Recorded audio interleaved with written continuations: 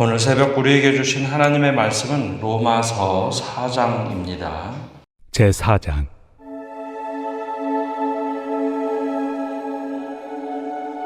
그런즉 육신으로 우리 조상인 아브라함이 무엇을 얻었다 하리요?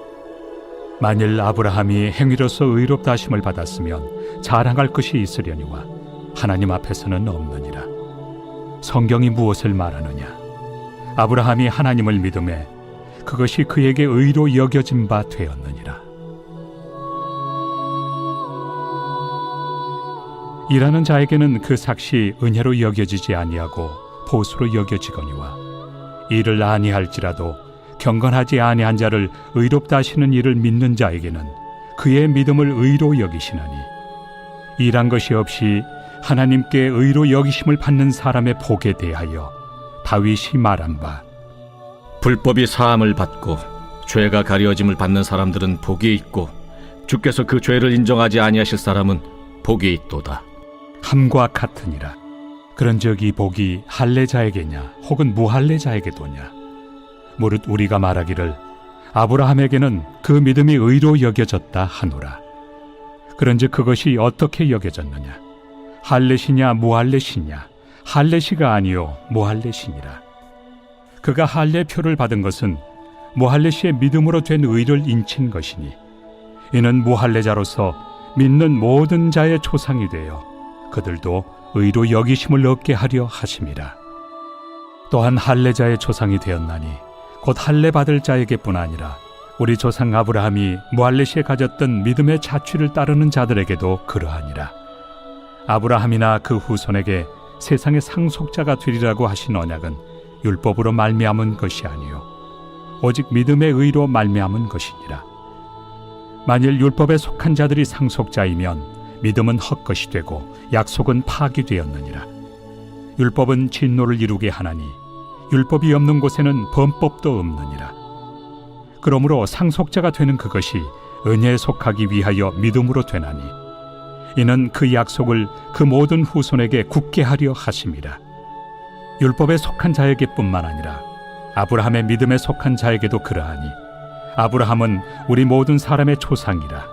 기록된 바 내가 너를 많은 민족의 조상으로 세웠다 하심과 같으니 그가 믿은 바 하나님은 죽은 자를 살리시며 없는 것을 있는 것으로 부르시는 이시니라. 아브라함이 바랄 수 없는 중에 바라고 믿었으니 이는 내 후손이 이같으리라 하신 말씀대로 많은 민족의 조상이 되게 하려 하심이라. 그가 100세나 되어 자기 몸이 죽은 것 같고 사라의 태가 죽은 것 같음을 알고도 믿음이 약하여지지 아니하고 믿음이 없어 하나님의 약속을 의심하지 않고 믿음으로 견고하여져서 하나님께 영광을 돌리며 약속하신 그것을 또한 능히 이루실 줄을 확신하였으니 그러므로 그것이 그에게 의로 여겨졌느니라. 그에게 의로 여겨졌다 기록된 것은 아브라함만 위한 것이 아니요 의로 여기심을 받을 우리도 위함이니 곧 예수 우리 주를 죽은 자 가운데서 살리신 이를 믿는 자니라. 예수는 우리가 범죄한 것 때문에 내줌이 되고 또한 우리를 의롭다 하시기 위하여 살아나셨느니라. 오늘 새벽에도 하나님의 평강이 우리와 함께하기를 축복합니다. 오늘 말씀은 이제 로마서 1장 17절, 즉 복음에는 하나님의 의가 나타나서 믿음에서 믿음으로 이르게 하나니 기록된 바 오직 의인은 믿음으로 말미암아 살리라 함과 같으니라. 이 주제의 말씀을 좀 풀어서 설명하는 말씀입니다. 의인은 믿음으로 말미암아 살리라라고 하셨던 그 바로 전제가 되는 것이 복음 안에 하나님의 의가 나타났다라는 겁니다. 하나님의 의 그러면 옳고 그름을 따지는 의가 아니라 하나님께서 사람과 바른 관계를 맺는다라는 겁니다. 그 의롭다라는 뜻이 우리가 생각하는 옳고 그런 의가 아니라 관계가 아주 바른 관계가 되면 그것이 의롭다라고 하죠. 그래서 사람과 관계를 맺는데 바른 관계, 그러니까 죄를 가지고 사는 사람들에게 하나님의 자비하심으로 인자하심으로 바른 관계를 맺는 것. 그럴 때 믿음으로 믿음에 이르게 한다. 이게 굉장히 어려운 표현이죠. 믿음으로 믿음에 이르게 한다. 이 첫 번째 믿음은 예수 그리스도를 믿는 것을 말합니다.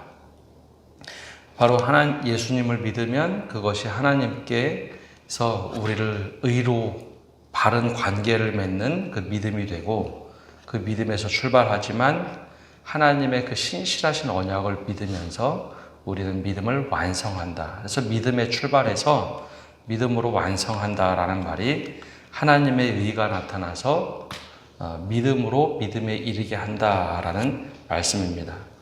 이 말씀이 이제 그냥 사도 바울이 한 것이 아니라 예수님이 잔치 비유를 할 때 들으신 이야기이기도 합니다. 임금이 잔치를 베푸는데 처음에 모든 귀족들만 부르죠. 근데 이 사람들이 나는 이 핑계 저 핑계를 대고 초대를 받지 않습니다. 나는 바빠서, 나는 농작물을 해야 돼서, 내가 어디 시장에 가서 물건을 팔아야 돼서 아무도 오지 않자 화가 나서 동네 나가서 하인들에게 모든 사람을 다 불러오라. 이게 잔치에 초대를 하죠. 모두 다 이제 그 잔치에 초대를 받게 됩니다. 근데 이제 초대를 받았다고 해서 사람들은 또 다 거기 오느냐? 그 중에도 어떤 사람들은 그 초대에 받아서 오는 사람도 있는가 하면 초대를 받지 않고 응답하지 않은 사람도 있습니다. 그러니까 즉 하나님께서는 모든 사람들을 초대에 응하는 것, 다 초대하는 것, 기회를 다 주시지만 그것이 이제 믿음으로 출발하는 겁니다. 초대에 응했을 때 내가 믿음을 받아들이고 그 초대에 응해서 그 안에 오면은 이제 믿음으로 시작하지만 믿음으로 완성한다라는 거죠. 근데 초대를 받을 때 그냥 아무렇게나 온 사람들이 있습니다. 일하다 그냥 대충 귀한 자리에 초대받지만 제대로 옷을 갖추지 않는 사람에 대해서는 또 임금이 화를 냅니다. 왜? 내가 아무리 불렀어도 이곳에 올 때는 옷을 갖춰 입어야 되지 않냐 하면서 제대로 준비되지 않은 사람들을 또 쫓아내죠. 그래서 믿음으로 출발하지만 하나님의 신실하신 약속을 믿고 살아가는 사람들, 그 믿음에 완전히 이루는 사람들, 그 비유를 들으신 적이 있죠. 근데 처음에 초대받은 사람들을 어떤 비유로 하신 거냐면 유대인들에 대한 비유입니다.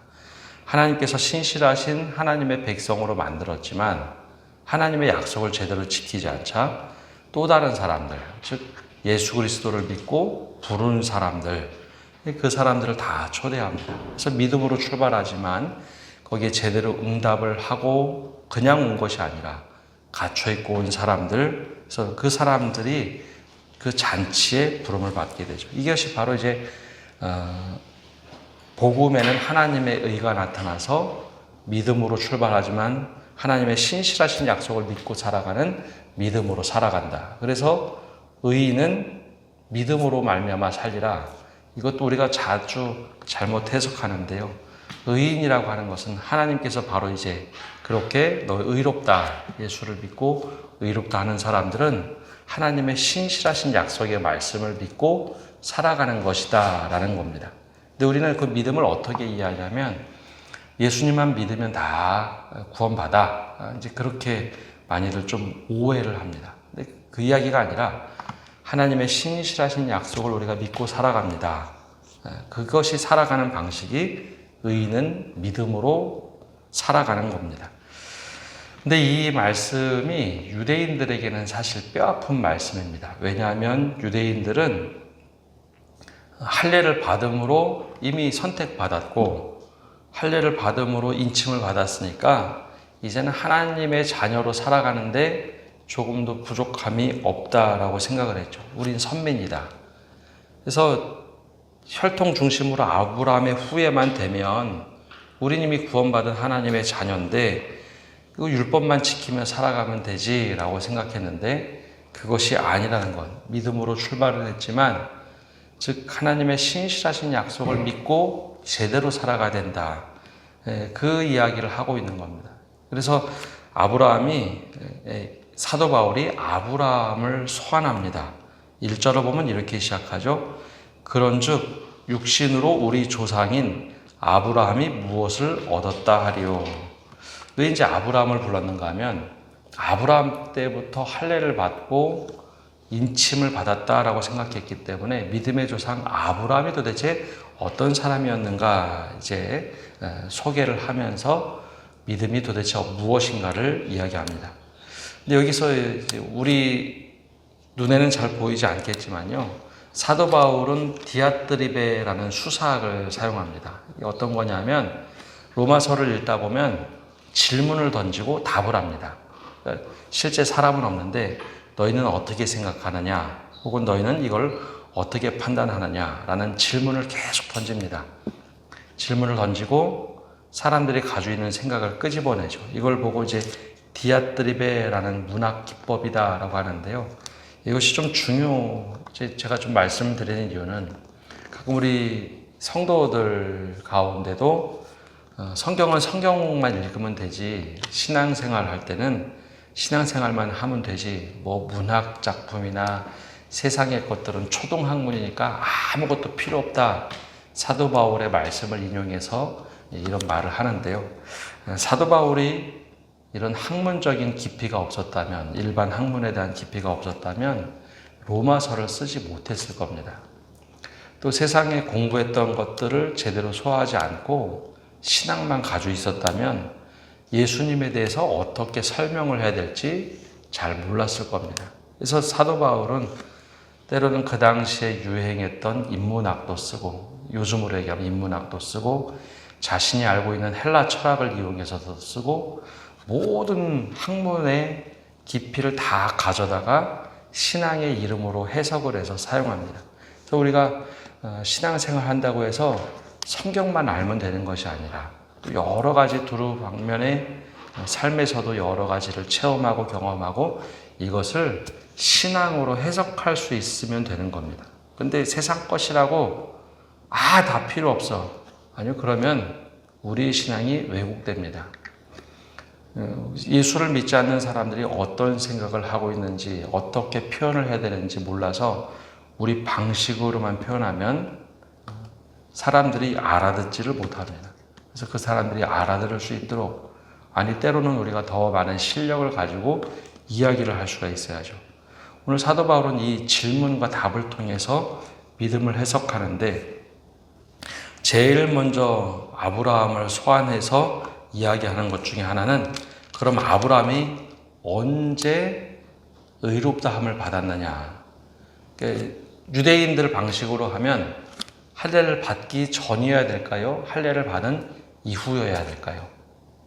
유대인들의 생각으로 하면 아브라함이 할례를 받은 이후에, 야, 너 할례 받았으니까 너 믿음 대단하다, 그리고 하나님께서 의롭게 여기셔야지 맞습니다.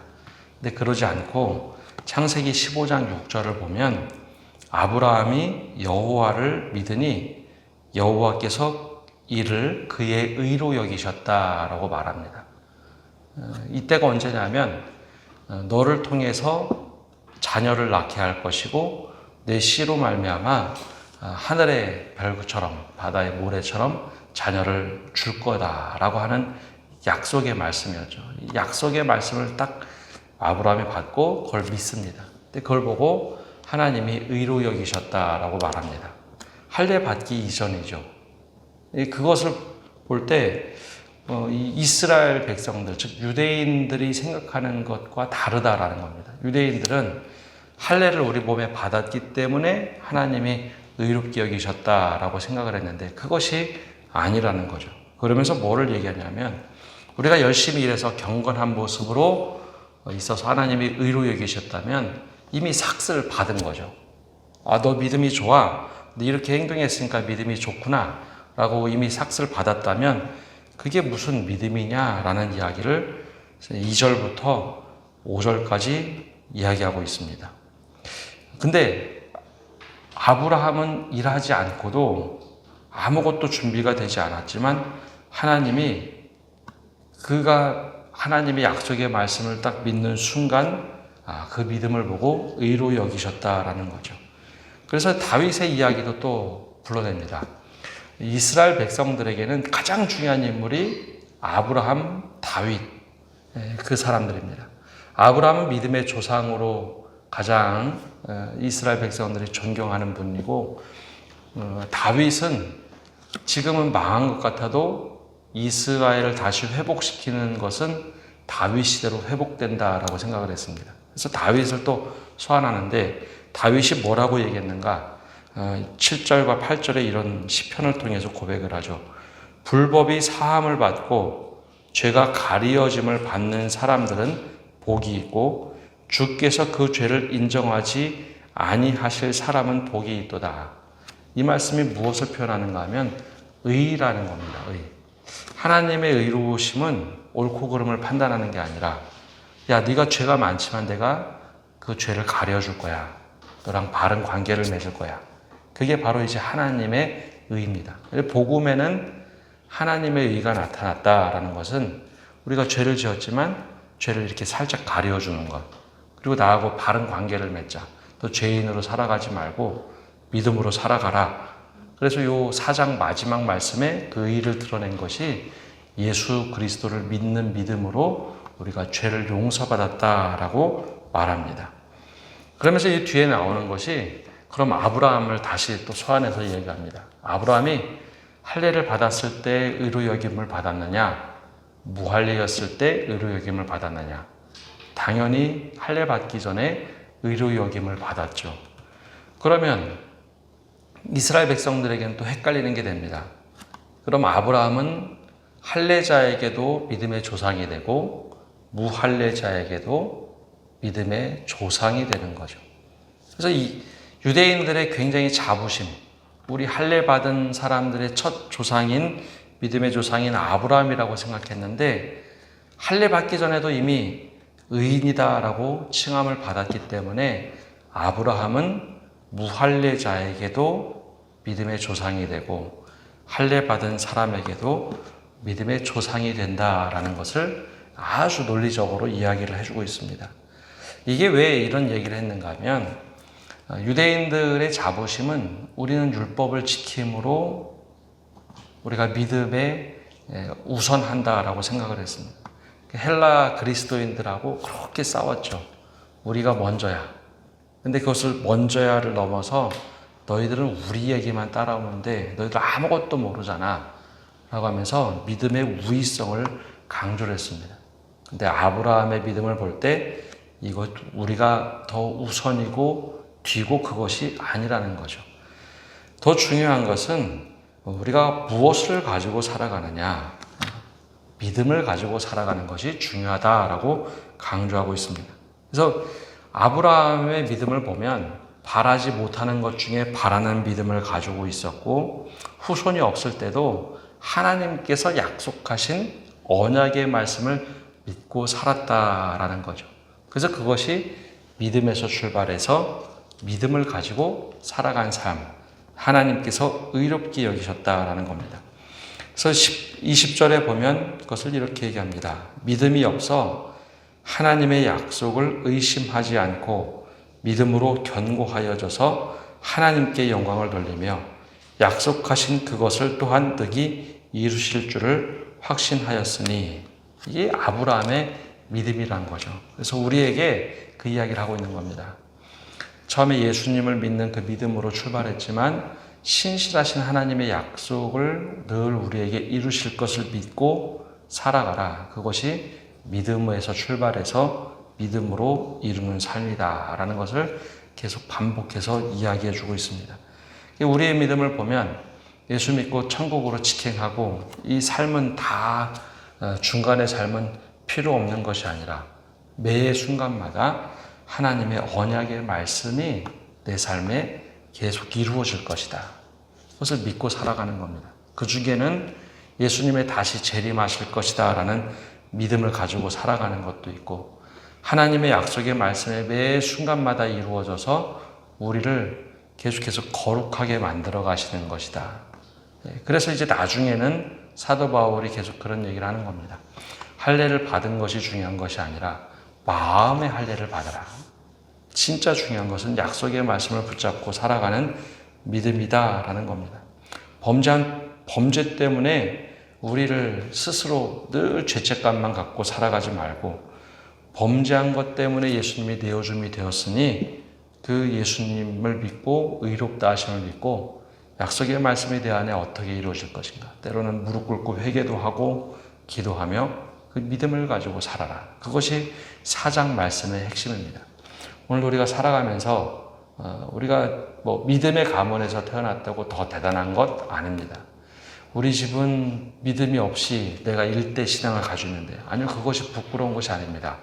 우리가 오늘 예수님을 믿고 그 약속의 말씀을 어떻게 내가 이루며 살아가느냐, 그것이 바로 믿음으로 믿음에 이르며 살아가는 것, 바로 하나님과 좋은 관계를 맺은 의인은 오늘도 믿음으로 사는 것이다 라는 약속의 말씀을 붙잡고 주님, 제가 주님 약속의 말씀 붙잡고 살아가겠습니다. 그렇게 하루도 승리하며 살아가시는 성도 여러분 되시기를 바랍니다. 기도하겠습니다. 하나님, 오늘도 저희가 주님 앞에 나와 말씀을 듣고 나갑니다. 때론 우리의 믿음이 연약해서 흔들리기도 합니다. 이스라엘 백성들처럼 몸에 할례를 받고 내가 인침을 받았으니 이것을 자랑으로 여기는 그런 믿음이 아니라 늘 우리가 약속의 말씀을 붙잡고 살아가면서도 흔들릴 때가 있습니다. 오늘 약속의 말씀처럼 예수 그리스도가 우리를 위하여 대신 죽으시고 우리를 구원으로 초대하신 것, 그것을 믿으며 살아가게 하시고 더 나아가서 약속의 말씀이 내 삶에 늘 이루어짐을 믿고 붙잡고 살아가게 하여 주옵소서. 그래야 하나님과 바른 관계, 하나님이 우리를 보고 야, 내 믿음을 보고 내가 의로 여기겠다 하시는 그 약속의 말씀을 붙잡고 또 하나님과 동행하며 살아갈 때 우리의 믿음이 더욱더 풍성해지고 우리의 신앙의 삶이 하나님과 동행하며 더욱더 거룩해져가는 삶, 하나님께서 인정하시는 그런 삶이 되도록 축복하여 주옵소서. 때론 넘어지고 힘들고 어려워할 때 주님께서 오른팔로 우리를 붙잡아 일으켜 주시고 우리를 선한 길로 인도하여 주옵소서. 오늘 한날도 모든 것을 주님께 맡겨드리며 예수님의 이름으로 기도합니다. 아멘.